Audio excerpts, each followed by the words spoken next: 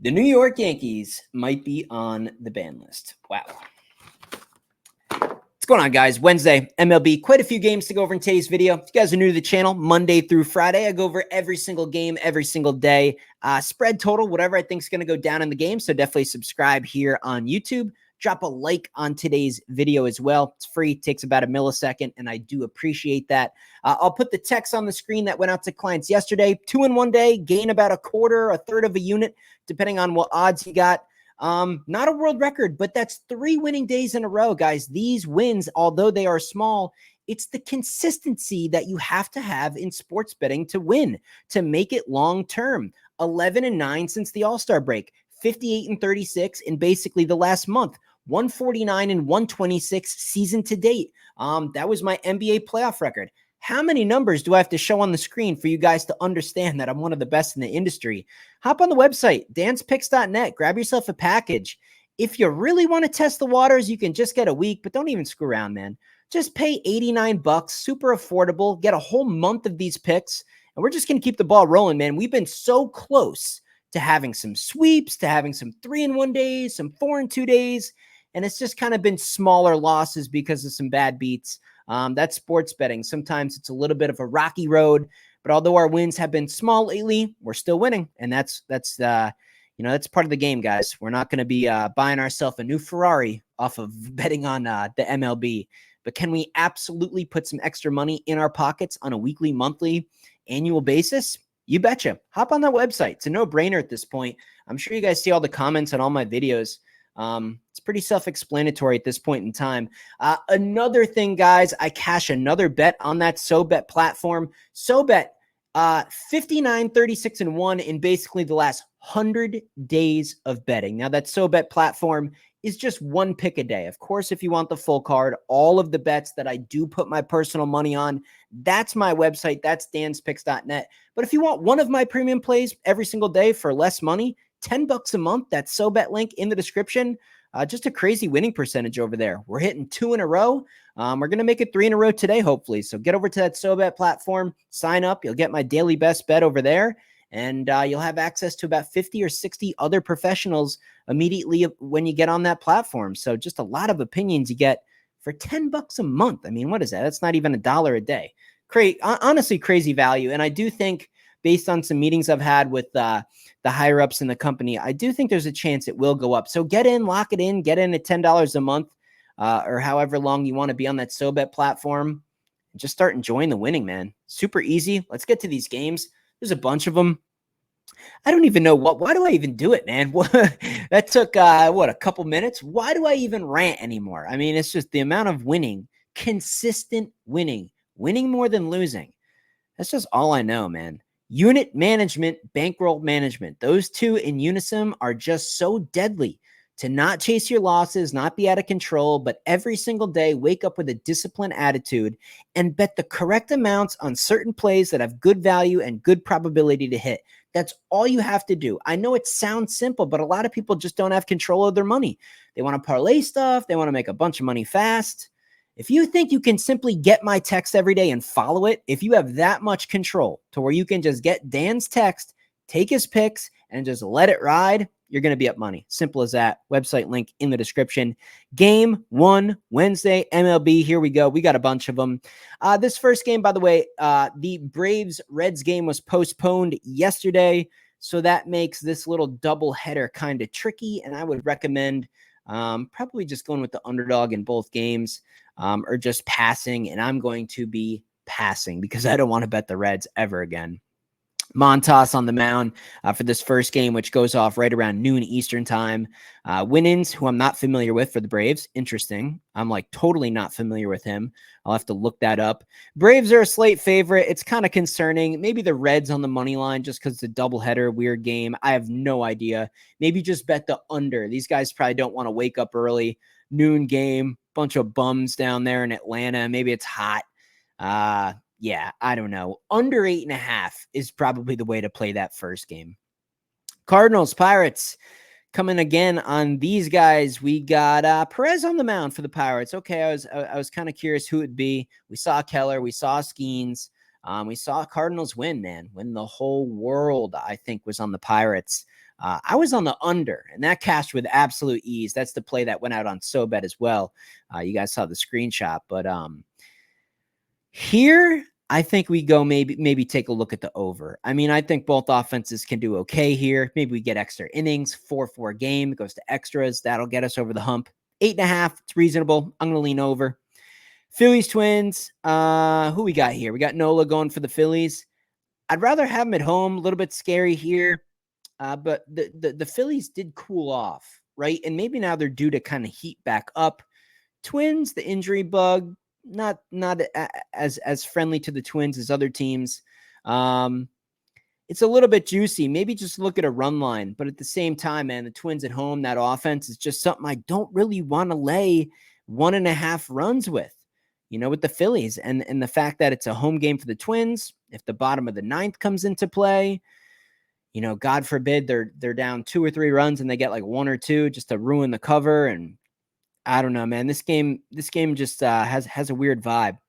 The Twins at home plus 132 is usually a no-brainer. You just grab that plus money with the Twins at home. But I don't like their starting pitching. I don't want to go against Nola. I think the Phillies bats can do okay here. Twins bullpen pretty good. This is just a tough one, just a pass. Brewers, Cubs, no starting pitcher available right now on my FanDuel app, but the Cubs are going with Steele in this one. I don't know, man. Do the Cubs deserve to be minus 142? Do they deserve to be minus 142? Now, depending on who pitches for the Brewers, if I can still get similar odds and it's one of their better pitchers. I mean, we saw Meyer struggle the other day. If they got someone decent going today, I would take the plus money with the Brew Crew. I definitely would. And I would look at maybe a team total over for the Brewers as well. Red Sox, Rockies, Pivetta, Quantrill, a starting pitching advantage for the Rockies. I think a little bit of a slight advantage there. Full game advantage to the Red Sox. But how many times am I going to say it? I don't want the Red Sox laying a bunch of juice. I want the Red Sox versus a better team than they are at plus money. That's where I want the Sox. I think that's where the Sox are the best. I don't want to lay minus 162. I don't want to lay a run line with them. Don't trust it. Maybe just look at the over for the game. I think both offenses can have success here. And obviously it's a game at Coors Field, so that goes without saying. Astros Athletics, man. How many of you guys? Leave me the comments below. Who's getting burned by the Astros? Not me. I haven't been on them. Took their team total over in one game. Came up short there. Haven't touched them since. That was really my only Astros bet in what feels like weeks. I'd have to go backtrack the logs. But we got Brown going for the Astros. JP Sears going for the Athletics here. A slight starting pitching advantage for the Astros. A definite bullpen pitching advantage for the Astros. But at the same time, Athletics are hot, undeniably hot, good offense. Do we want to lay minus 164 with the Astros? Do we want to lay a full 1.5 to a good red hot Athletics team at only plus 102? I mean, I want to see like plus 120, plus 130 to lay a run line as the away team in this spot. I don't know. This is just another pass, man. There's some tricky ones on this card that I just don't think are worthy of risking your money, and that's okay. You don't have to wake up every single day and feel like you're forced to bet on this shit. Don't be like that. Don't be like just because we have a nice slate and there's a whole bunch of games. Maybe you lost yesterday. Don't feel like you just got to jump in and put out 5, 6, 7 bets, a couple parlays for fun. We all know it's not for fun. We all know everybody who places the parlays really truly thinks after they cook it up that that's the one. Like you cook it up, you're looking at it on your phone screen, you're like, that's going to hit. And it doesn't. Something crazy happens. They're never going to hit. Very rare. Don't parlay baseball. In football, we'll talk about it. But guys, just be smart. Some of these games are just not great. Just pass it. Take the day off. Take the night off. Go hang out with some cute girl or something. It's better things to do than bet on baseball games that just have weird prices, man. These prices are weird on these games so far. Angels, Mariners, Canning on the mound, Castillo on the mound. Wildly big starting pitching advantage for the Mariners. I think that's the way we got to go here. I don't love the offense. I don't even want to deal with the full game.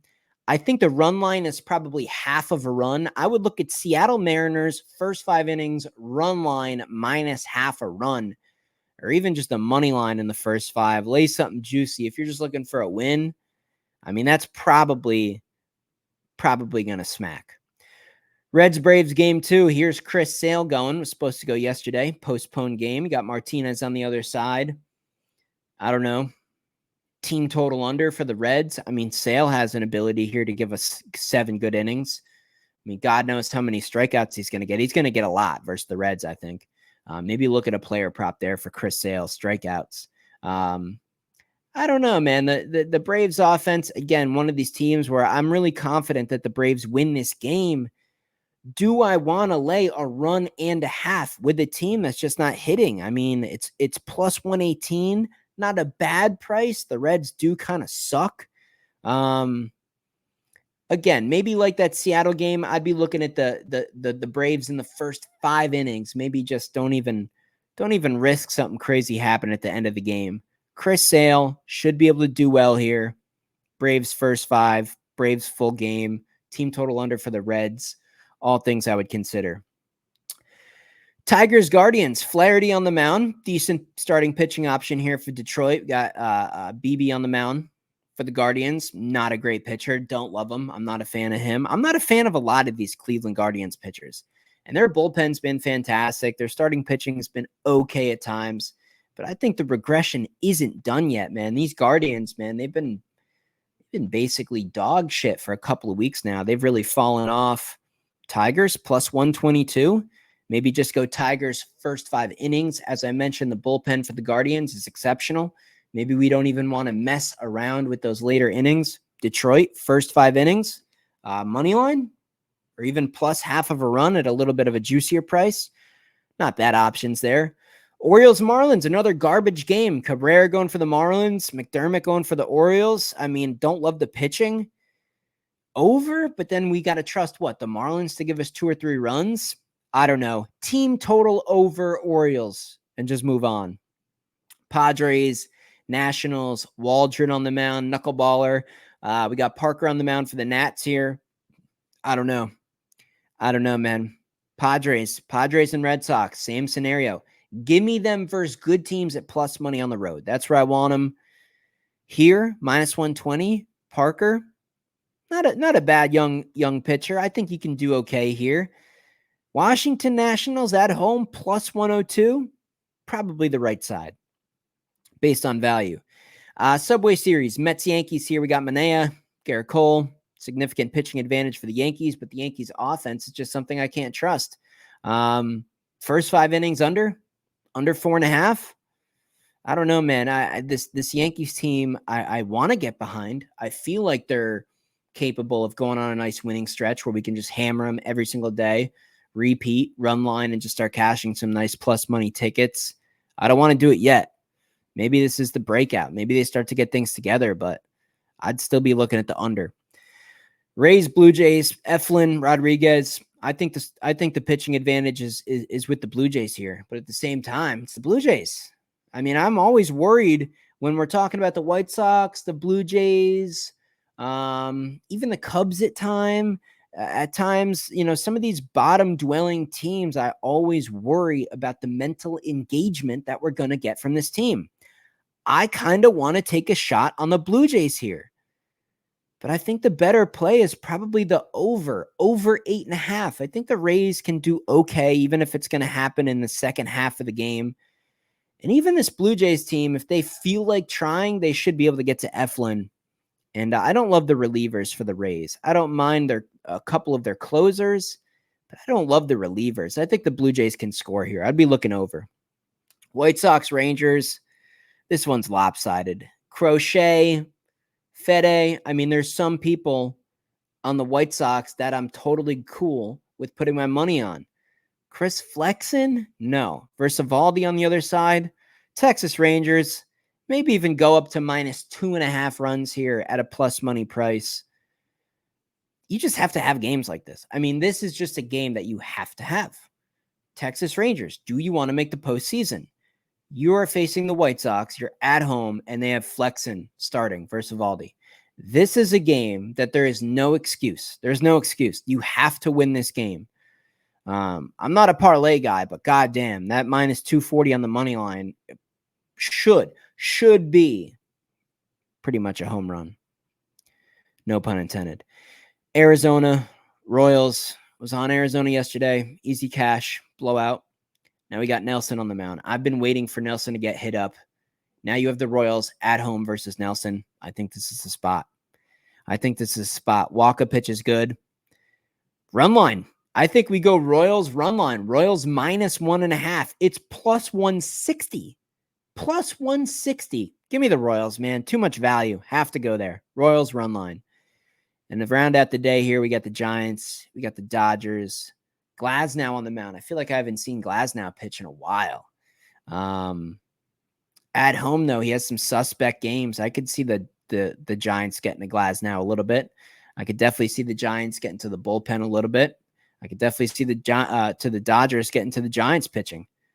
The total's sitting at 8, not 8.5. It's an even 8. Give me the over. It's a little juicy. It's minus 116 right now on FanDuel. Give me the over. Over 8. Giants, Dodgers, and that's Wednesday. Guys, we're looking to make it 4 winning days in a row, 3 in a row on SoBet.